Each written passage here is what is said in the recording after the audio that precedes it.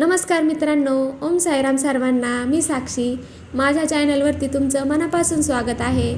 तर मित्रांनो, 100पैकी 99% लोकांना ना मुळ्याची भाजी आवडत पण नाही. काही लोक तर मुळ्याकडे बघत पण नाही.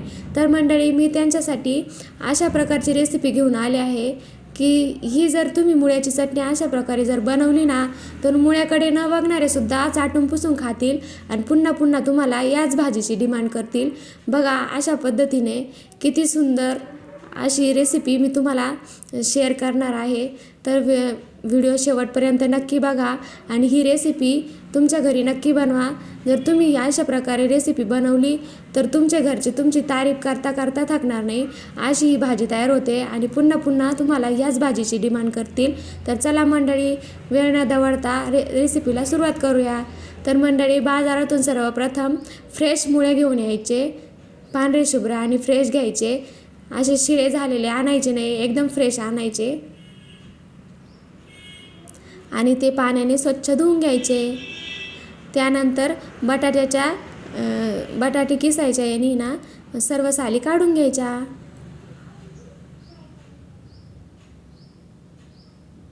त्यानंतर किसणीने सर्व मुळे किसून घ्यायचे.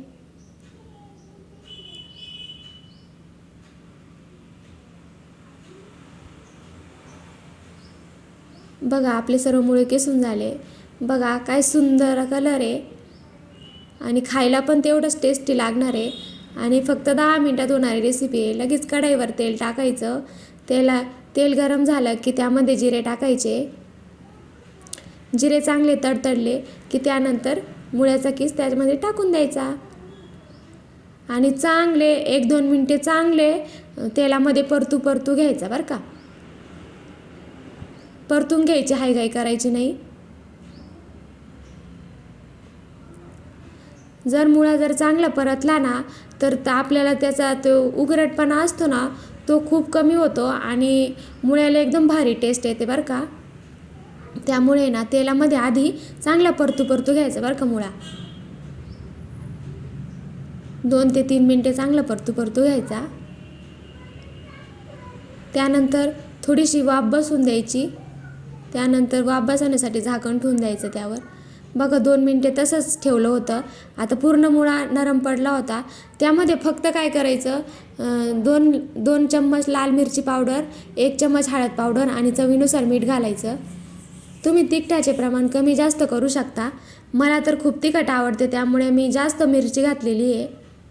जर तुम्हाला कमी तिखट आवडत असेल तर तुम्ही कमी मिरची घालू शकता. पण मुळ्याची चटणी ना तिखटच भारी लागते बरं का. त्यामुळे तुम्ही ना मिरची भरपूरच घाला, म्हणजे 2 चमचे जास्त घाला आणि पुन्हा 1-2 मिनिटे चांगले परतू घ्यायचं बरं का. बघा, किती भारी कलर आलेला आहे आणि बघा आपली रेसिपी किती सोपी आहे. आणि अशा प्रकारे जर तुम्ही मुळा बनवला ना तर म्हणजे एकदम भारी मुळा होतो आणि मुळ्याची भाजी एकदम चटणी भारी होते. तुम्ही मुलांच्या डब्याला पण असं करून देऊ शकता. मुलांना कळणार पण नाही की ही मुळ्याची भाजी म्हणून. आणि त्यामध्ये वरून परत थोडंसं तेल टाकायचं, म्हणजे अजून भारी चव येते. पुन्हा 2 मिनिटेसाठी झाकण ठेवून द्यायचं, म्हणजे चांगलं परतून होतं. बघा, आता गरम चपात्या आणि त्यासोबत मुळ्याची चटणी. वाव, बघताच क्षणी माझ्या तोंडाला पाणी आलं. मी तर लगेचच जेवायला बसणार आहे. जर तुमच्या घरी पण मुळ्या असेल आणि तुम्ही जर ही रेसिपी बघत असाल तर लगेच रेसिपी बनवायला घ्या आणि लगेच पटापट जेवून घ्या. ज्यांना मुळा आवडत नाही त्यांना पण करून घाला.